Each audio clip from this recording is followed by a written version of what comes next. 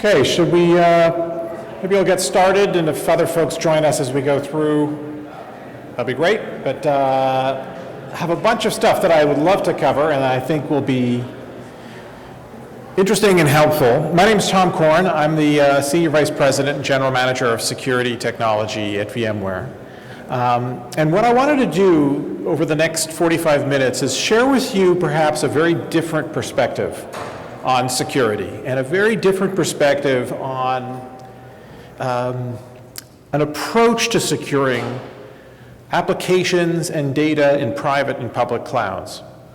Because there are very, very unique opportunities when we start using cloud technology that in the past we simply haven't really used. We've seen it as just another platform to secure as opposed to leveraging the unique properties of the cloud. But I want to start with this phrase: an ounce of prevention is worth a pound of cure. Now, many of you, I'm sure, have seen this expression before, and it's commonly understood to mean that any investment spent on preventing something from happening is worth far more than the effort and the cost of reacting to it after the fact. But have you ever wondered where this expression came from? I actually did not know this. We were preparing for a keynote for the RSA conference a little while ago. The expression actually came from an article in the Pennsylvania Gazette in 1735. And the article, the focus of this article, was actually on firefighting, of all things. It turns out that firefighting was a really significant issue in that era, and of course for many eras leading up to it. And there had been continuing investment in improving how you fought fires. So in the Roman period, for example, the kinds of innovations in firefighting were things like bucket brigades, where you had large numbers of slaves that would essentially carry water to a fire. If you fast forward to the medieval period, they introduced some new innovations in firefighting. The pump, which is sort of almost a large syringe where they would pump water through that in order to project water at distance so they didn't have to be right next to the flames. If you jump forward to the early modern era, now you're in the period of time of the sort of the Great Fire of London in 1666.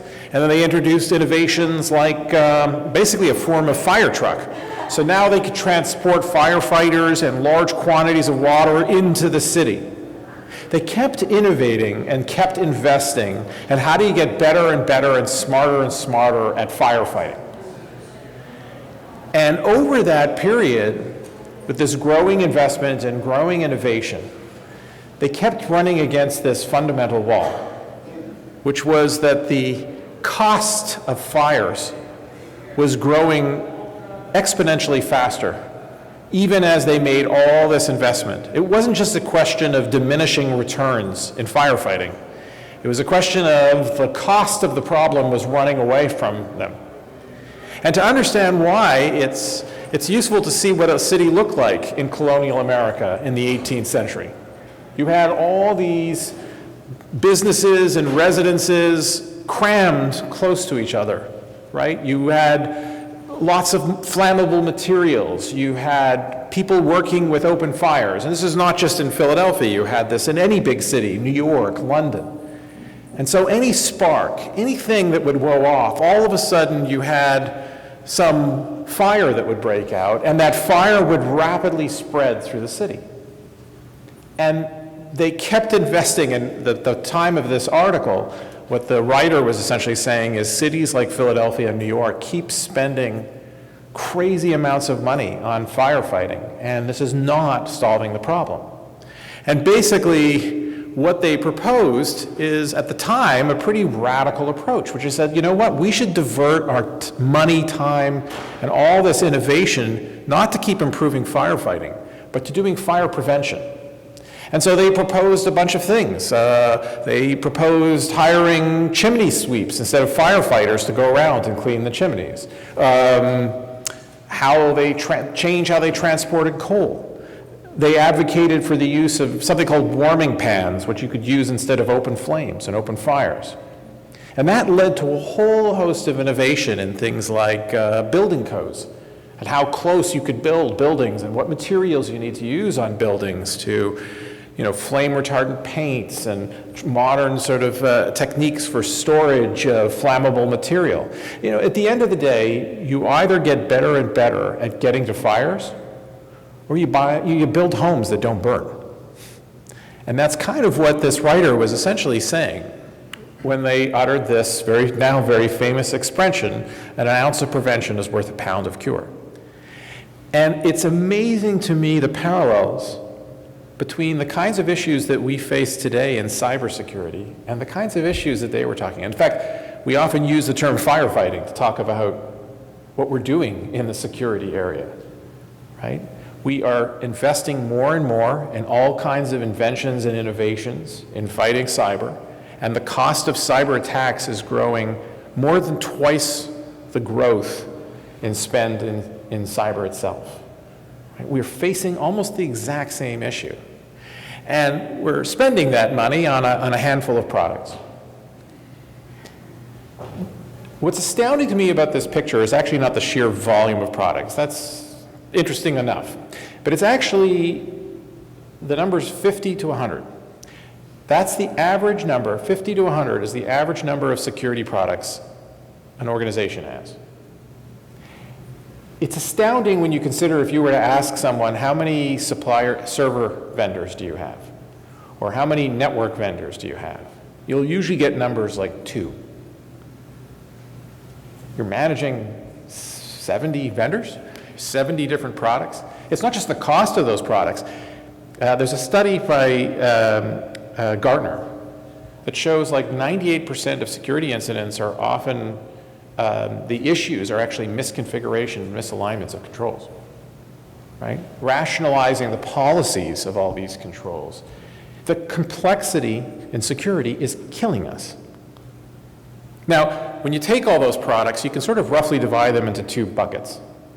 There's the reactive, the firefighting, and there's the preventive, fire prevention. And things like anti-malware and deception and host intrusion prevention and EDR, these things help understand what's going on and help you react to the attacks. And things like patching and segmentation and app control and encryption, these are things that are much more about preventive. Now, when you look at where we're spending the bulk of our innovation, our time, money, and attention, actually tends to be a lot more reactive. There's a very interesting study of venture capital investments over the last 3 to 4 years. 74% of venture capital funding has gone into technologies in the reactive. Think of all the innovations we've seen and the improvements we've seen in malware, from taking us from signatures to behavioral techniques, et cetera, or in security analytics. But if you were to ask the question, dollar for dollar, what has a bigger impact on risk? This picture would be the other way around. Security is a risk management exercise. You're going to spend whatever it is you're going to spend. The only question is, are you spending your time, money, and attention on the things that will have the greatest impact on risk? There is no, will you not have a security incident? You will. There is no perfect security, perfect isolation, unless you unplug everything and you put it in a desert. It's a risk management exercise. And are you spreading your investments like peanut butter, or are you focusing your investments and your time on the things that will have the biggest impact on risk? And we're not the only ones saying this. This is my favorite framework right now. This comes out of Neil McDonald from Gartner. And Neil, it's called the Cloud Workload Protection Framework. He basically stack ranked all the things that you could do to protect a workload in order of how much risk it gets rid of. You know, what's at the bottom? Biggest risks? Patching. Patch stuff. And then you get to segmentation, system integrity, app control, memory protection, encryption. You got to go pretty damn high on this list before you start talking about understanding attackers' intent. By the way, and I know this often causes arguments, but AV, now this is not on a user machine. These are workloads. It's not that it's not useful at all, but it is the most, running AV on a Linux server-side of data center is about the most marginal risk factor that you could probably do on this list. Now, if you look at that bucket from before, right, this bottom list, there has been almost no innovation here. And by the way, many of the issues is how it's not just the effectiveness, but it's the operational complexity of doing these things. Think encryption, segmentation. These are operationally complex things. And there's been almost no innovation. So one of the questions is, what would radically transform that? Right? Well, it isn't to focus it on threats and understanding the vulnerabilities and threats. It's often described that security is an asymmetric battle. What that basically means is that attackers always have an advantage over defenders. Defense is harder than offense. And when you focus on the attack side, that is always true. If you're using technology and you're focusing your efforts on understanding attacker's intent and what an attacker might look like, what you're trying to optimize for is to not be too far behind. Now, there's another dimension you can focus on, and that dimension is infrastructure. Now, that actually is our current mode of operation. We focus on infrastructure. We segment app servers from database servers. We encrypt this network link. We separate production from dev. We patch Windows servers, right? We think of it from infrastructure terms. Now, the challenge with it is, first of all, you're on even footing with an attacker. They know the stuff as well as you do. But the big issue is that you commingle many applications together in every bucket. And that means you have very low containment, meaning if something breaks out, you have very limited ability to contain it to a small number of things. And you also get very high policy complexity, because the policies that you end up managing in your controls are driven by the applications that are actually passing through that control. And I'll go into a good example on that in a moment. Now, there's another alternative. And the alternative is to shift our perspective to focus on applications and data instead of infrastructure. Meaning you don't segment app servers from web servers. You segment the patient care system. You segment the tax system, right? You encrypt the tax system. That actually turns out to have the highest containment, meaning the breach of something doesn't lead to a breach of everything. And the second thing is, it actually leads to the lowest policy complexity. Meaning, if you put a firewall in front of an application, it has 30 rules. If you put a firewall in front of app servers, where you have app servers from many applications, you end up with 30,000 rules. And there's so much interdependency that everyone's afraid of ever removing a rule because you don't know what things still need it, even though you're removing that application. The idea here is not new. It's actually quite old. And sometimes I hear it today referred to as zero trust.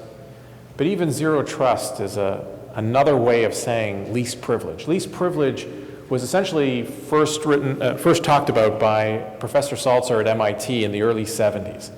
And it was essentially the cyber equivalent of need to know from the military. An application and its services should have access to the resources it needs to get its job done and nothing more. That's the general principle. And when you do that, you actually have the smallest attack surface. You have the tightest security posture that you can do. Now, let me give you a couple of examples of what I was talking about earlier. Now, the first example is, if we're trying to protect an organization, the people, and we put the entire organization in one building, and you're the only tenant in that building, and we put guards at the front door to determine who gets in and out and what looks weird in the lobby, right? Access control and behavioral analytics, if you will. That is relatively straightforward. because the behavior of an organization, the access policy of an organization is a relatively consistent thing. As compared with, let's spread the organization into buildings all over the city and fill the rest of the building with other tenants. So now there is a government organization, and there's a TGI Fridays, and there's a bank, and there's a child care facility. Now access control is not so easy. And what looks weird in the lobby is incredibly difficult because we sort of commingled applications together. And this is exactly, when you consider applications, right? An application isn't sitting on one piece of hardware. It's spread out in different boxes all over the data center, commingled with many other applications. That is exactly the analogy, sort of an infrastructure approach versus an application approach. Let me give you one other example that's maybe closer to home. If someone were to try to sneak into my home in the middle of the night and try to go unnoticed, the challenge they would face is the doors are closed, the lights are off inside the house. My oldest son's skateboard is somewhere, although I probably have as much chance of finding it as an attacker. And if they break into a playroom or the garage or living in, I hear any kind of noise because they're going to try doors, some are locked, some are closed, they're going to make noises, they're going to bump into things, the lights are off. I immediately understand that makes no sense, right? And certain degrees of freedom have been closed for them.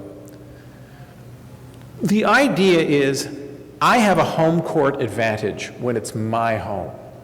And that home court advantage comes from the fact that I know how my family uses my home. And I can use that to not only have better context for what is used how and when, but I can use that context to lock down the environment in ways that it's still very useful to me, but far more contained and a much smaller and more difficult attack surface, right? I lock the outside of my house, all the outside doors. I close doors, I lock certain rooms. I don't lock every room, that would be unlivable, but I do lock the door to the garage, and I do lock our door to our inner courtyard. And for rooms that I don't lock, I'm either consciously or subconsciously monitoring them. These are not rooms we use in the middle of the night. And it comes from the fact that I understand how my family uses my home, right? So if you think about the analogy, instead of a family, an application, and the home is the infrastructure it uses, we don't do this, right? In our data centers, every light is on, right? Every door is open. We actually don't know how the family uses this home. We don't know how the application uses our infrastructure. So in fact, these aren't playrooms and courtyards. They're just rooms. They're generic rooms, perhaps of different capacities and sizes, right? We don't understand our applications and how our applications use our infrastructure. We don't even lock the house. We look at this from a totally different perspective. We think of the city. We think of the roads, and we think generically of rooms, right? This is our perimeter, our network, and our endpoints. They're rather generic, and we're largely focused on monitoring these things for activity that matches what we believe to be a threat. This is an infrastructure, threat-centric approach. We will never win this game, never win this game. It's not only catch up because of the focus on threats, it is far too complex, even for the best security analytics systems in the world. They will never succeed at this model. By the way, when we try to do preventive measures, we'll do things like we'll segment all of our app servers, all of our web servers, all of our storage servers. We don't do it from an application perspective, right? So that's like segmenting all the kitchens in the city together, which means that if an attacker breaks into one kitchen, they can move freely to every kitchen in the whole city. Now, once you're in someone's kitchen, I have to allow someone to go from the kitchen to the bedroom. So I really haven't solved anything. It's exactly what happens. So it's really about focusing on applications and data and how the applications and data use the infrastructure. It really takes an understanding of applications. Now the problem is we hear application awareness all the time in security. It's such a misused term. It's not a commonly, what that means is not common, right? Usually it means we're doing protocol analysis on traffic. That is not what I'm talking about. I'm talking about understanding our applications, how they're composed, the topology, how they connect. So if we're going to do what I just described, we're going to need the ability of things that can help us understand our applications and can do this in an automated way, because there are too many of them and they change too much and the infrastructure changes too much. And the third thing I would submit is this has to start becoming intrinsic. This cannot be about adding another, I don't know, 1,000 agents and 1,000 appliances inside the environment, because for all the reasons that I described earlier. Now, here's an interesting thing. Clouds may have some very unique properties for fighting fires. Sorry, I had to do that. This is my dad joke for the day, I promise. That's the only one. We look to the cloud in areas other than security, and it is dramatic. It has really unique properties that we have leveraged to dramatically change how we build applications, deliver, maintain applications, right? Elasticity, automatability, there's a whole range of properties. And yet when it comes to security, we've sort of said, okay, but how do we secure it? The obvious question is, can we use those properties to change how we would secure it? Now, there's a few things. The key thing here is that what is sort of the fabric of the cloud is virtualization, right? You abstract the hardware. That's how we get the elasticity. That's how we get the portability. We have an abstraction layer. It just so happens that that abstraction layer is a map. By definition, it is a map that connects applications that are running on top of it with the infrastructure that they happen to be using at the time. And as such, there's a bunch of very unique properties. We now have this layer of software that you all already have. It's already, it's not on everything. You have some bare metal, you have some other things, but it's the biggest footprint of software probably that you possess. And it can see what's running on every one of your machines. It can also see what you provisioned there in the first place. It can be fully automated. Anything you want to do, think of any control, anything you want to do, you can do. It's just a routine in software, and you already have that position. And it can do this without any agents, without any appliances. It is the very nature of the hypervisor that you already have running on those machines. Furthermore, it runs in a separate trust domain. I had started a project at VMware a number of years ago called Project Goldilocks, which actually turned into some technology that I'll talk about in a second. The reason it was given that name was because there's two ways you do security today. You have hardware boxes on the wire, and you have agents on machines, right? Agents on machines have all the visibility and context you need. The problem is they are so easily turned off. It's amazing to me. If I get root access onto a machine, I turn on, and the endpoint security is getting in my way, I'll turn it off. Now, a box on the wire is not so easily turned off. It's in a separate trust domain. It's also software, but I have to do a separate break-in to mess with it, and it's a much smaller compute base. The problem is that it has no context, so I have to reverse engineer all my context by looking at the wire. Right? So you're making that trade-off. One's too hot, one's too cold. There is an opportunity to actually have both isolation and context from this position. And so that's the general idea of what we have been working on over the last half dozen years.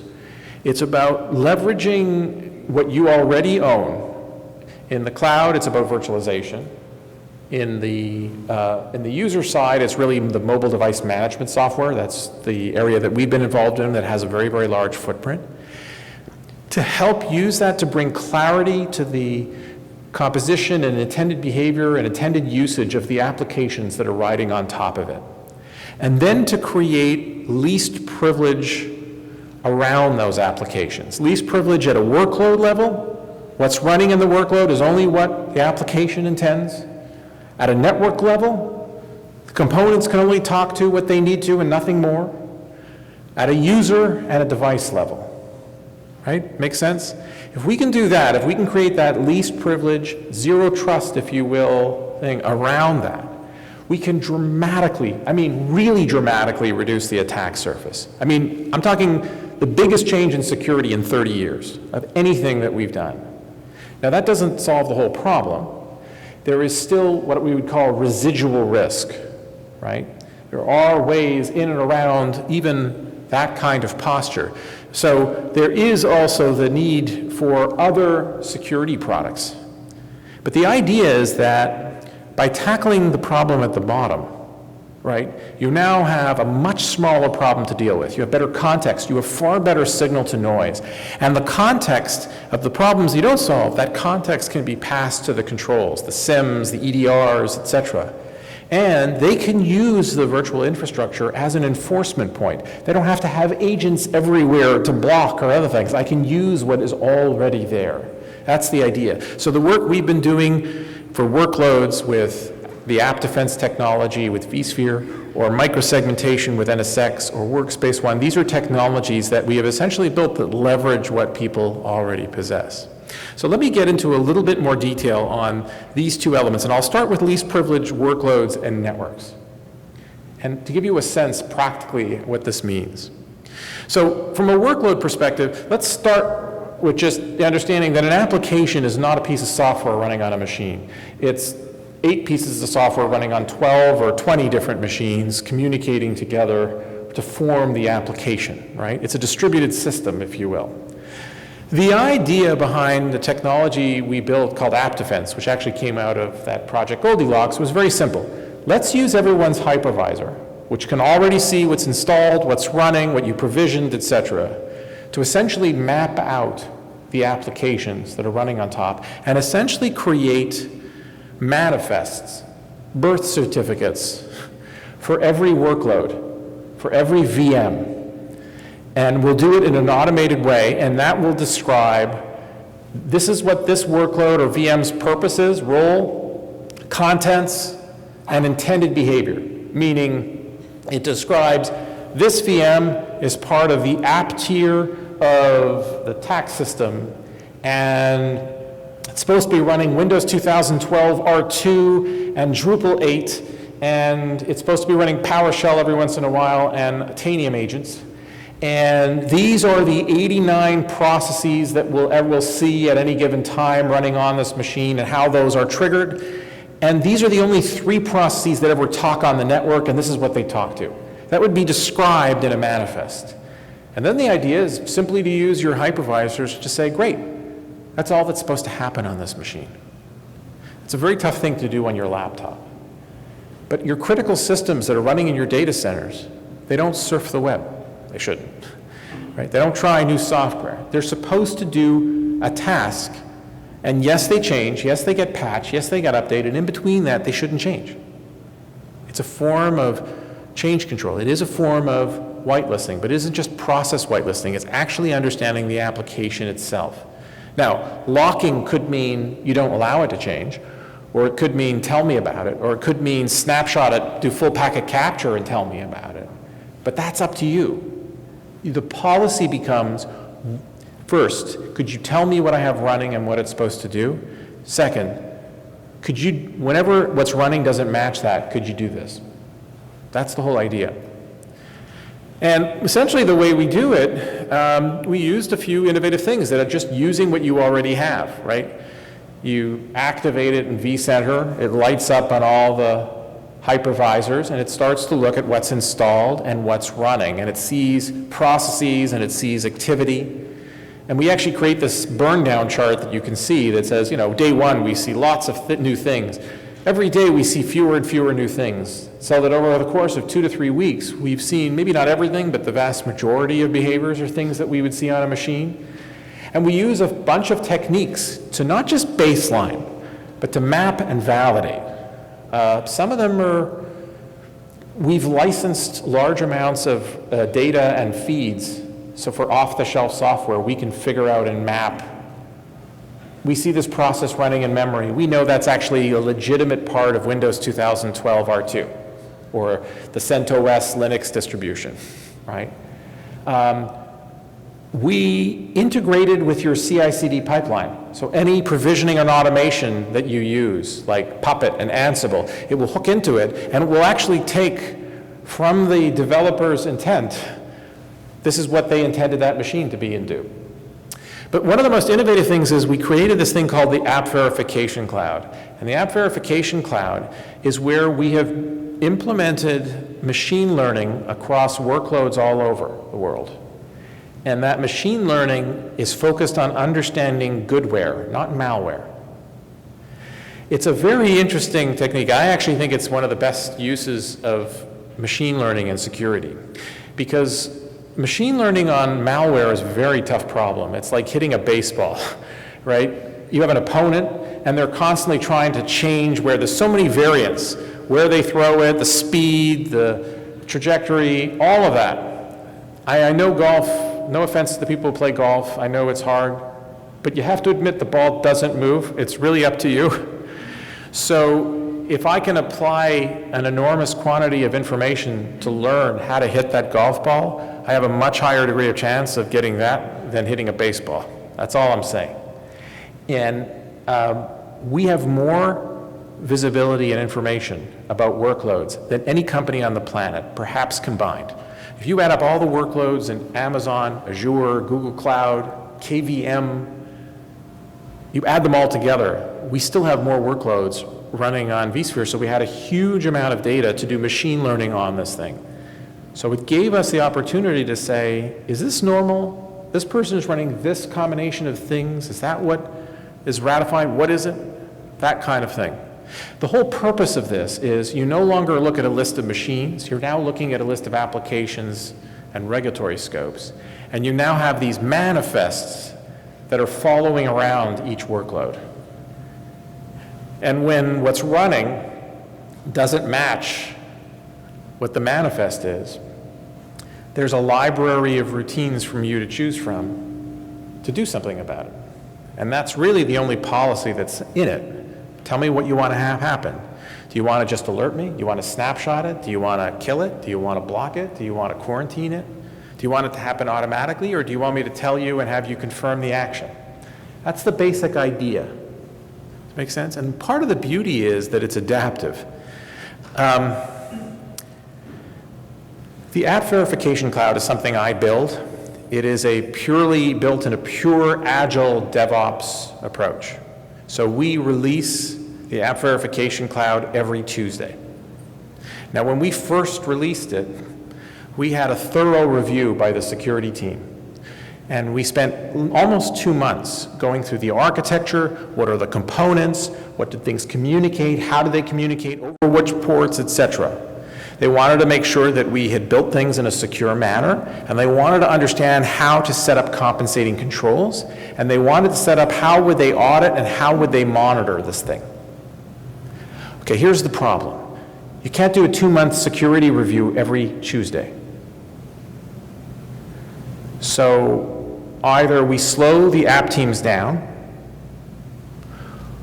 or inevitably what happens is they keep moving and the security team can't keep up with what they're actually doing there.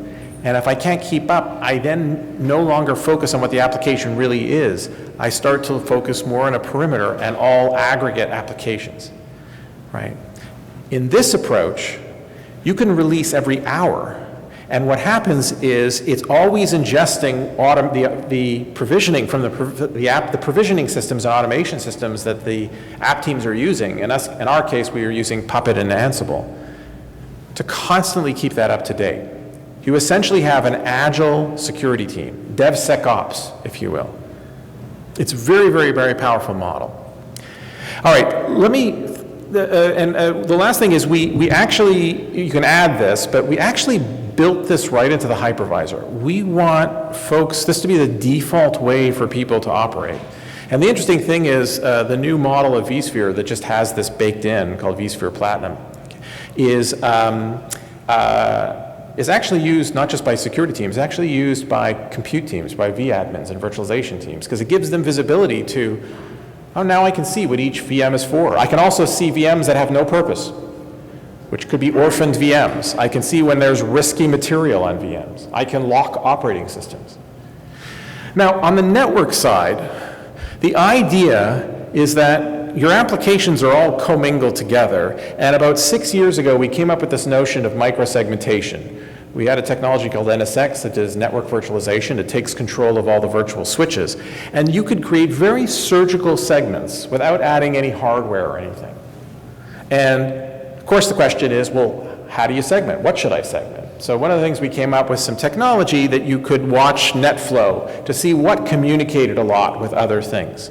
And you could use that to create segments. So if you create segments in a traditional way, like I described earlier, like app servers and web servers, because you've commingled things, if I get to one app server, I could go to all the other app servers, and then it has to be holes in the firewall for the components of an app to talk to each other. So this idea of watching NetFlow and then carving out the machines that talk to each other a lot started to compartmentalize and make less lateral movement, right? It's much more likely that if I hit an app server, it wouldn't be in the same segment as that app server. But it actually wasn't an application, it's really flows. Well, what we announced at the RSA conference a couple of weeks ago is sort of the next view of the next step of our vision, which is to combine what I described earlier. If we now can use the hypervisor to see with manifests what these things are for, we now know the applications. You can simply print the microsegments. Have the system say, all right, I've scanned your machines. This is the regulatory scope. Could you please create a segment based on that? And the beauty is that as it changes or adapts, the manifests get updated and the firewalls get reprogrammed, right? This is where we're starting to move to a much simpler automated model. Application, automation, intrinsic. Now, the beauty of this is you now have the least commingling of components. So now you're really getting at compartmentalizing in the way it was intended, right? An attacker attacks other things, it can't get at this application. Now, what is true is, what about a direct hit? What if someone attacks the application? If you get a compromised user or user system, because you can lock the machines down inside the segment, they may get in. The challenge they'll have is to make the application do something that it wasn't intending on doing. Same if it comes through the back door. Right? What you have is all kinds of shared services. Think domain controllers, DNS servers. Every agent that you put on a machine talks outside the segment. The idea is even if they get compromised and go in, again, they'll have a tough time manipulating those machines to do what they weren't intended to do.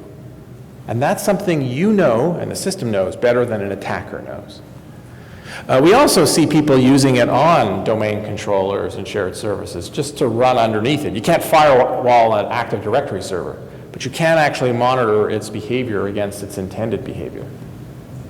So this is something we now call a service-defined firewall. We think there's a fundamentally difference between what an enterprise firewall was designed to do around an edge and a north-south boundary from the firewalling challenge you actually have inside. And that's what we're starting to refer to as a service-defined firewall. And it's really a combining of technologies here on our end. The last thing we did, one of the questions that come up is how effective is this? So one of the things we did in order to answer that question is we engaged with an outside firm and we took the MITRE ATT&CK framework, if you're familiar with the MITRE ATT&CK framework, so that we could not just randomly pick things, but we actually took, we had time to go about 8 of the 11 tactics, and we had libraries of attacks out of the MITRE ATT&CK framework to then, and we used that and we essentially created this library of attacks, or they have a library of attacks, excuse me, and then we attacked a set of applications that were set up. And the purpose of it was to understand how broad, what attacks could this stop in the MITRE framework? It's incredible at how comprehensive something like this, how much of the attack surface this gets rid of. Not by understanding attacks at all, by simply understanding what you intended to run in the first place. Right? You can try to buy things to help soothe your cold. You can start washing your hands. There are simple things that we can do that can get rid of large amounts of the problem. And it kind of goes back to simple basics. And it's extraordinarily effective. I know we only have a few minutes, but I'll talk very quickly about the user and the device side. The user and device side is really about who's getting in. And actually, there's really three decisions you're talking about there. One is, are they on the list? Second is, are they who they say they are? And the third is, are they coming on a device that I trust? Is its posture good enough? Those are usually silos. But actually, you want to answer those questions in concert, right? Especially if you're doing it from a risk perspective. And so the idea behind what we had done in Workspace ONE was, can we start to use the footprint that people are already using for mobile and user device management? Use that footprint as a control point, and to be able to really get at these three questions together. And that means that I can set policies that these are the three things that have to be there, or I can use risk analytics that says, what's the risk this isn't who they say they are? What's the risk of the posture of that device? And if the risk of those things is high enough, given the sensitivity of the application they're connecting to, then until they lower the risk, I can't get them access, right? But it can make for a much more, in many ways, user-friendly approach. I don't bother you if things are good.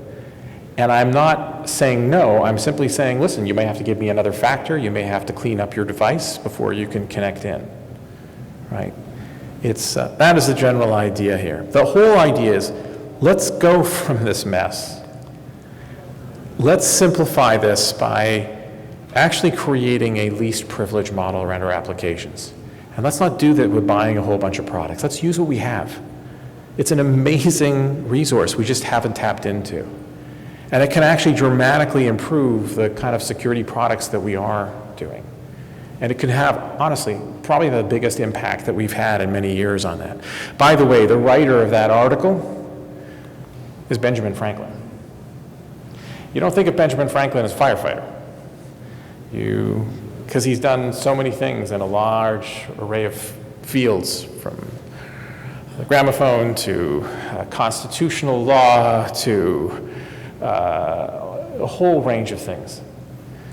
It's true that often unconventional thinking has to come from unconventional sources, and that's exactly the way we feel about security. You may not think of us as a security company, but it may well that we're in a great position to help solve some of the really more significant problems in security. I hope that was helpful. I hope you enjoyed the session. I'm going to stick around for a little bit afterwards if anyone has questions, but thank you so much for coming.